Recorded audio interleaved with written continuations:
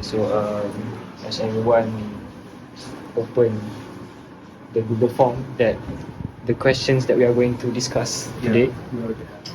So before we proceed with our study group, let us start with umur kita Al-Fatihah.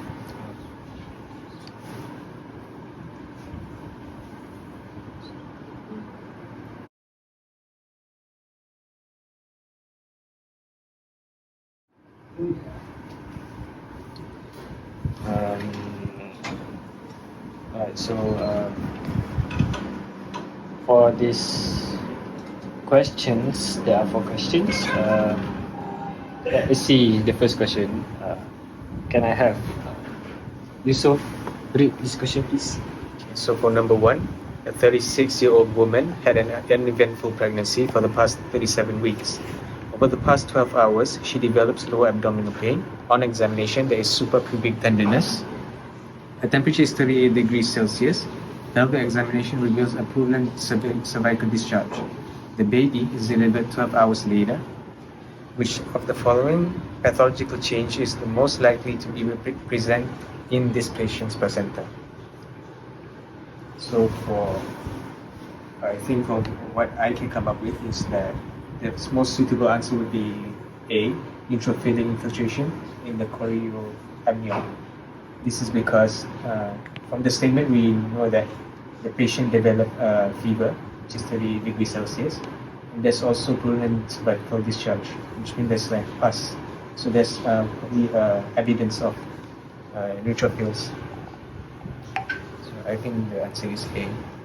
So what do you guys think, Hafiz and Shamil? Do you agree with Yusuf's answer? Yes, I think the answer is neutrophilic infiltration in the chorioamnion. Hafiz? Yes. So I also agree with Yusuf's answer, and I believe based on the questions or the key points such as the temperature and purulent cervical discharge supports the answer. Right. So can we proceed with the next question? Can I have Shamil to read the question, please? A 21-year-old woman is in the second trimester of pregnancy. She has not taken any antenatal checkup. She has small amount of vaginal bleeding for the past 1 week and has marked nausea and vomiting. The uterus measure large for day. Ultrasound show intrauterine contents with snowstorm appearance and no fetus is identified. She undergoes dilatation and curettage. The product of conception consists of friable mass of thin wall translucent cystic structures. Which of the following substances in most likely to be greatly increased in her serum? Because of the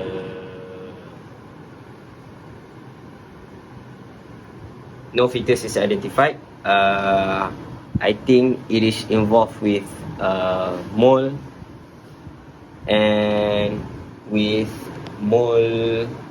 and curettage, with the involvement of snowstorm appearance. It shows it will be increase in human chorionic gonadotropin, increase in her serum. Is it correct? HCG, yes.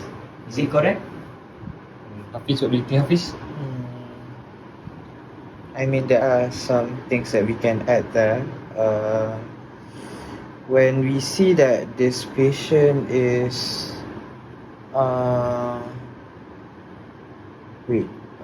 second trimester, antenatal checkup. Yeah, I think translucent cystic structure. So we can see, yes, the answer is correct, but this is one of the points that we can correlate to HCG. So everyone agrees with HCG? Yeah. So I myself also agree with HCG, the answer D.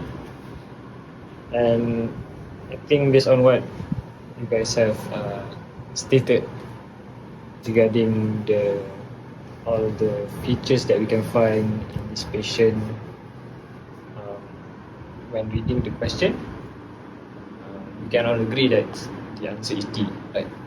Yes. Alright. Proceed with question number 2. Hafiz, please read. Alright, so patient, a 23-year-old woman noticed a bloody brownish vaginal discharge. The next day, she has shortness of breath. On examination, a 3 cm reddish brown mass is seen in vagina. The chest X-ray shows numerous nodules in both lungs. Her serum HCG levels are markedly elevated. A biopsy of vaginal mass reveals a neoplasm, and the photomicrograph is given here. Which of the following cells is most likely to be the origin of this neoplasm? So based on the picture itself, and first we identify from the cues, we can see that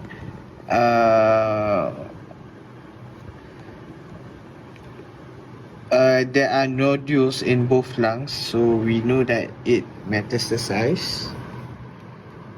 HCG also elevated. Hence, and based on the picture itself, I think it's trophoblast, the origin of neoplasm. Is it? Yeah. So since it's the question has stated this is a neoplasm, can anyone tell me what neoplasm is this? What type of neoplasm is this?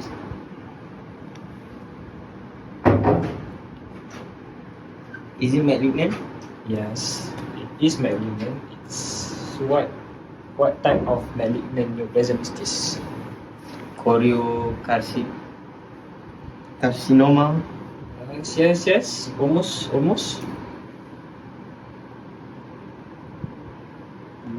Yusuf? Is it choriosarcoma? Carcinoma. Yes. Carcinoma.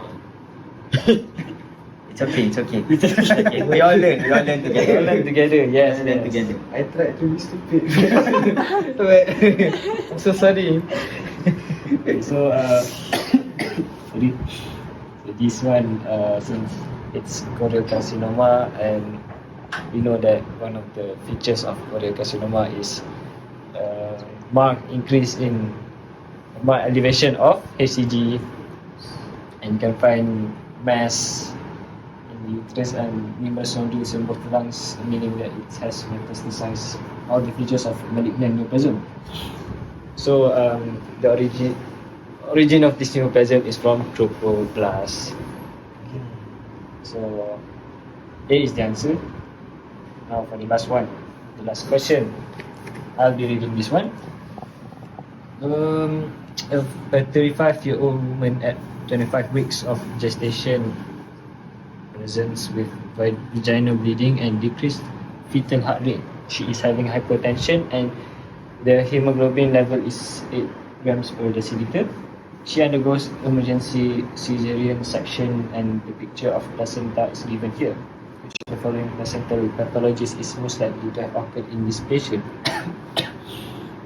So based on this picture, my answer would be placental abruption. You guys agree? Is it only based on the picture? Yeah, as well as the points that we can get from the question. Can you tell me what are the points that we can get from the question? I am not sure myself. That's why I asked. Oh, I see. Okay, But then, what about the other choices? What about placenta, accreta, precreta, increta? How do you confirm it's not Damn, I don't know what's the answer lah basically.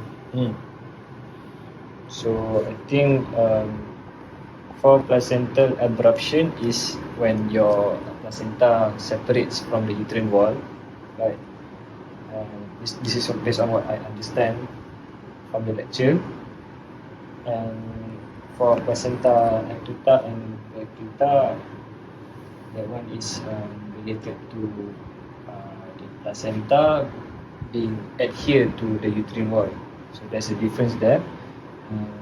Usually what you can find from placental abruption is bleeding, hemorrhage, and you can find blood clot.